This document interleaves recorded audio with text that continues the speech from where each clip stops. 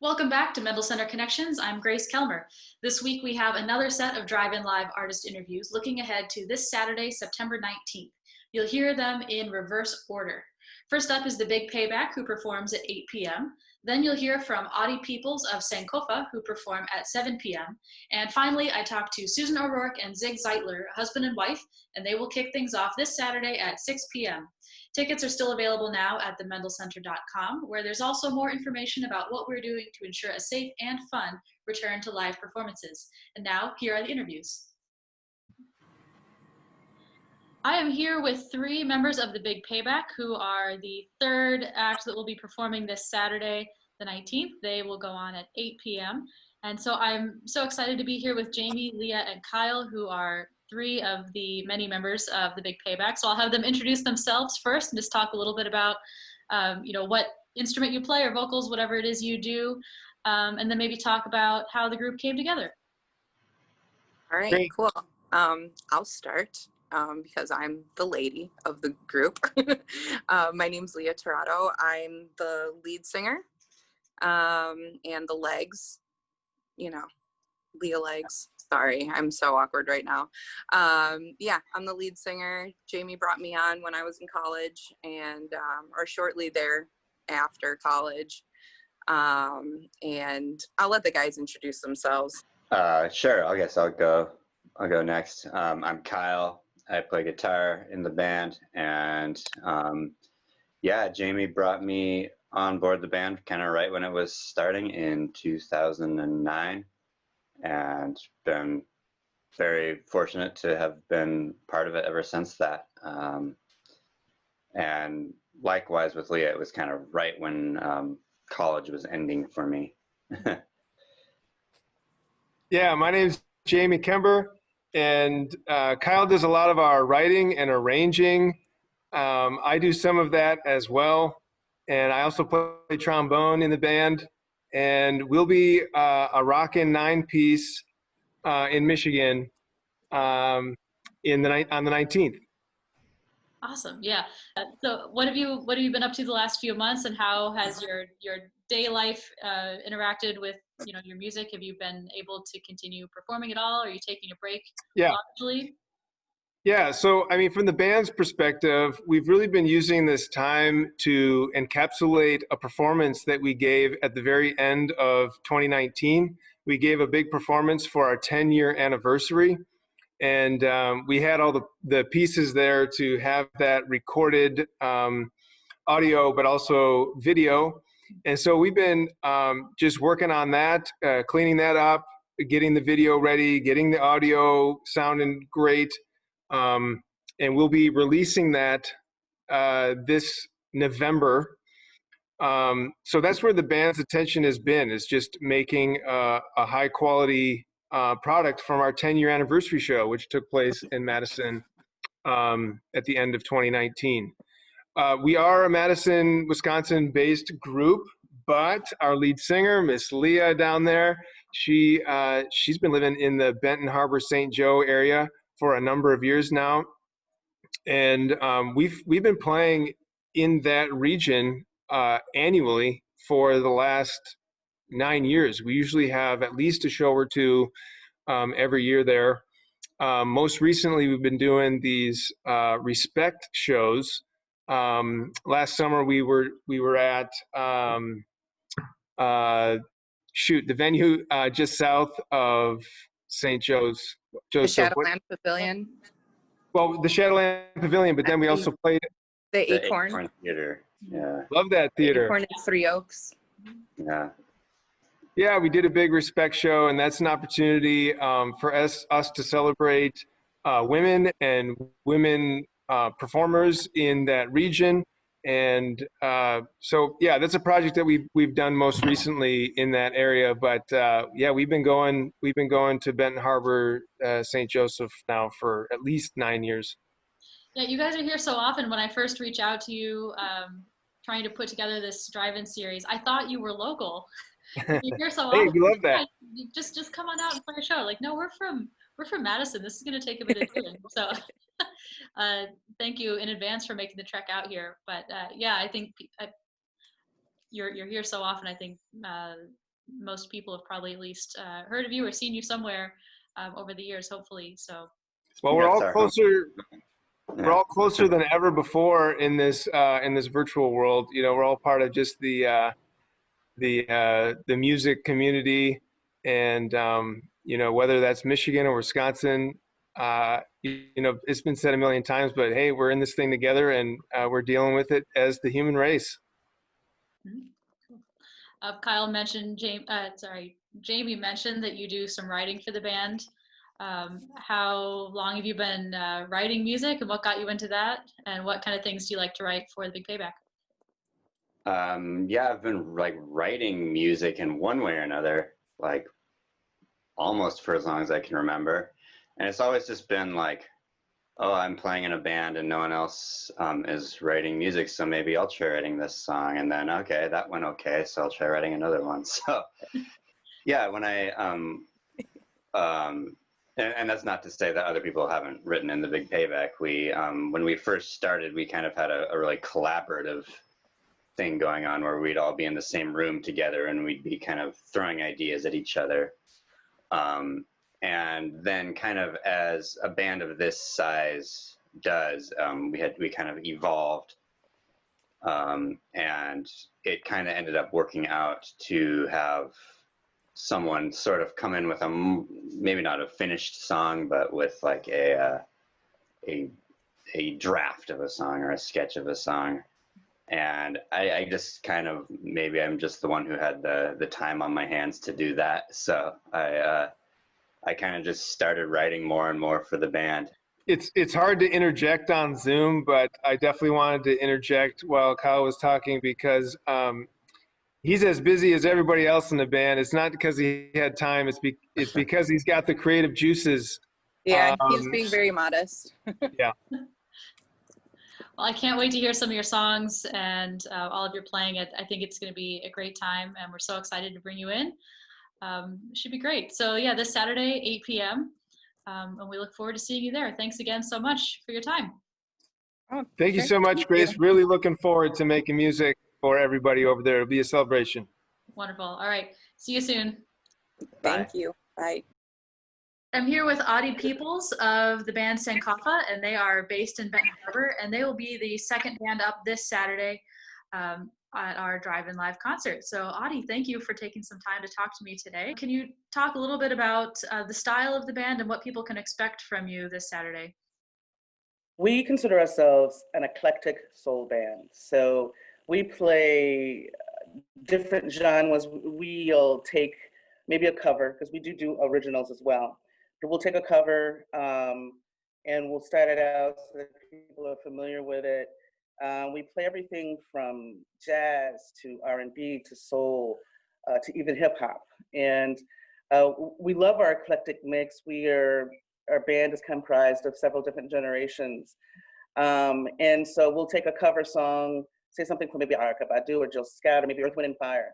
And we'll start it out and then we'll Sankofize it. In other words, we'll put our own spin to it at some point during the song, and we just go with it. And that's kind of what we've been known for. The name of our band is Sankofa.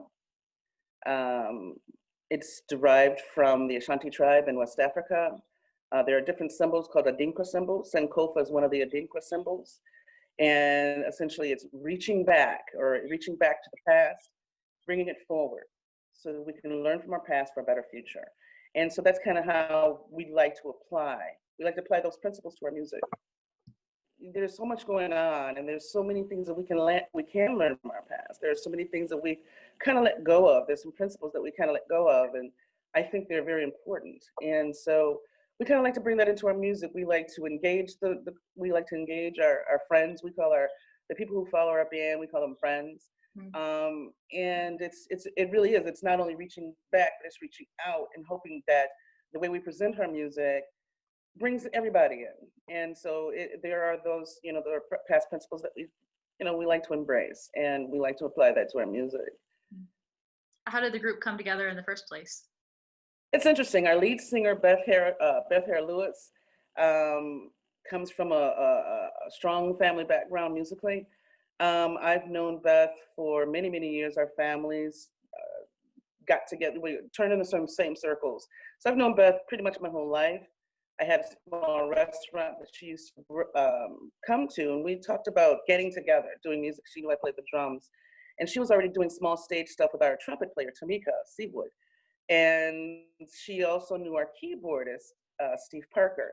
So it's like, well, why don't we get together, come over to my house, let's jam out, let's see how we all fit. And so the four of us got together, we played a cover, we went off into our Sankofas and just really felt good together. And in fact, October 5th of this year will make 6 years that our band has been together. In that time, we've had different guitarists. We also brought in a rapper, Falconetti Petty. He's our verse giver, phenomenal guy. We also have a saxophone player that we brought in, Eric Fisher. Eric's taken the year off, so he won't be performing with us. But we've had as many as like 7 people on stage, and we just really love to bring it. So I would say our liaison or our center is our lead singer and our manager, Beth Hare Lewis. So we all kind of met through her, and we've been together ever since. I think that's one of the things I've noticed about your band. I've been in the area almost exactly that same amount of time. I moved here 6 years ago, September. And so I see you like collaborating with other local artists pretty regularly. You know, when you go out, it seems like you're usually also highlighting someone else, which is yeah. We've got some great musicians in this area, and so we love to invite people like Johnny Edwards. We'll invite him up on stage, and you know there are other singers that have just been out there and musicians.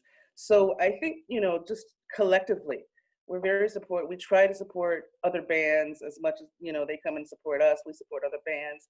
It's a small scene, but it's a great scene here in Benton Harbor as far as music is concerned. It's crazy. This town has, for the size of it, we have so much art and music happening here.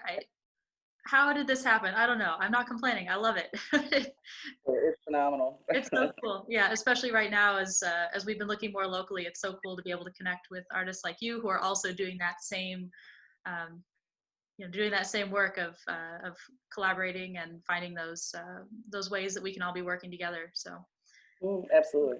Yeah.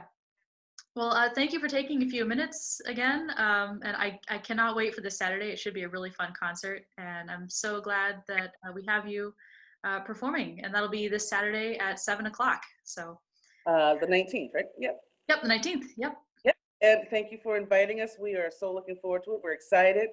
And we can't wait to come and jam it out for you guys. Great. Well, we will see you then. Everyone else, I hope you come and join us too. And get a bit of that sense of bringing the past forward, reaching out, and bringing it into the future to hopefully make a better future. So thanks again. We'll see you in a few days. All right. Susan O'Rourke and Zig Zeitler, thank you so much for sitting down with me today. I'm so excited to see you coming to us from your home again, which we just saw you from your home a few months ago. People hopefully saw your remotely interested concert. You were the first ones to kick that off for us. So first of all, thank you. Thank you. I'm glad to be here. It's fun to be the first. Yeah. Well, you did a great job. It was a wonderful way to start off that series, and people can still go look at that if they want to get a taste of what your music is like. But I hear that actually for this live drive-in concert, you'll be doing something a little bit different for us. So can you tell us a little bit about what to expect from your set this Saturday? Well, Zig and I, as you know, we toured doing a lot of Irish music, but we're also both very active writers, and we don't write for just one genre. So I'm always drawn to American folk, just simply by the era I was raised in.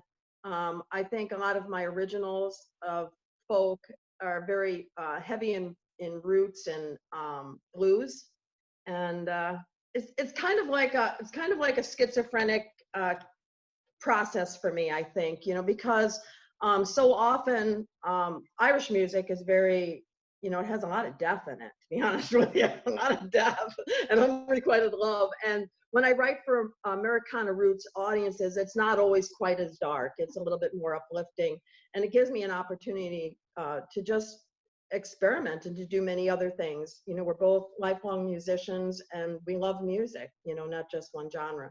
So the folks that are coming next week are going to get a lot of original American folk, and maybe a couple of favorites that they might already be familiar with. Oh, great. So you are actually a husband and wife duo. How long have you been performing together, the two of you? 15 years, Yeah, 16, maybe yeah. 17 years we've been performing together. Oh, that's odd. That's so cool to share that part of your lives as well. And Yeah. Well, you know, it's interesting, you know, because when you come from the home to the business and then to the stage, it brings a lot of different things in, you know. So, you know, sometimes we, you know, when we're up there, we forget, you know, where are we? Yeah.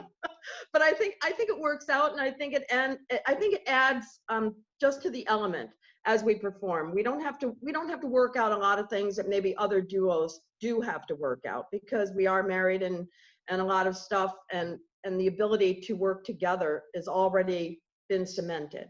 So I think that helps us to focus a little bit more on the performance and our audience in front of us. Great. Yeah. For us, for Zig and I, we're primarily performance musicians. I mean, we love recording. Zig records all the time, but we really feed off of a live audience artistically. Zig and I do. So COVID has hit us, you know, in a different kind of way. It's great to be able to come to people virtually, but it will never, never replace having someone sitting in front of you and you're able to read if your music is affecting the audience in a positive way, if they're following the whole process, or, you know, if you're just talking and you don't know if it's coming across. The audience is a big part of what we do, and I actually try to write with my audience in mind a lot of times. You know, I like to watch the audience, see you can tell if they're getting into the music or not, and it really kind of inspires a lot of the things I write actually too. The audience feels.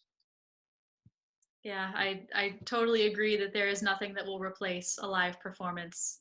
I don't think ever. I mean, we're making do with what we have right now, and we want to keep bringing music to people. And I think that's why just before we started, you're saying you're looking forward to this Saturday and getting back in front of a live audience. And we're so happy to be able to work with you again on that and bring that to people. Again, even in this kind of new format for us still of doing it in a parking lot, but you know, safety first, and but you'll be able to well, you know, we want to take a second and we want to really tip our hat to the Mendel Center for doing this.